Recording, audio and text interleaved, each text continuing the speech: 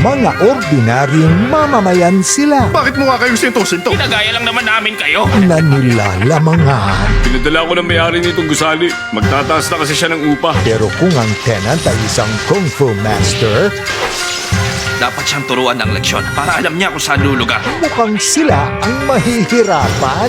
Si Jet Li sa Last Hero in China ngayong Sunday 12 noon sa Bida Asia. Isa siyang alagad ng sining. Magaling naman. Pinakamasarap dyan, ha? Kain na na! Pero sadyang malas lang kung minsan. 1,001, 1,002! Ulitin mo! Hanggang dumating ang love of his life. Hindi ka kasi nag-iingat. Wala kasi akong kinatatakutan. At mukhang mauunahan yata siya.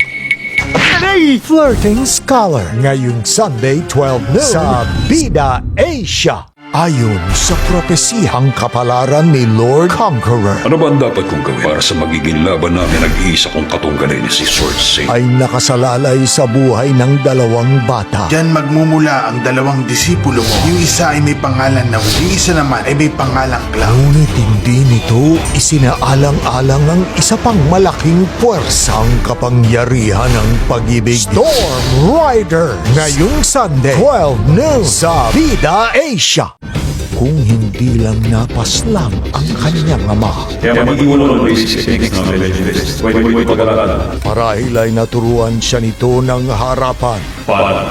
Sana mayayap kita talaga isa. Ngayon, hindi na lang para sa pag-iganti ang labanan. Kailangan niyo magsanib. Gawin niyo na! Hindi ako tao. Diyos ako! At ako tatapos sa'yo! Avenging Fist ngayong Sunday 12 noon sa Vida Asia.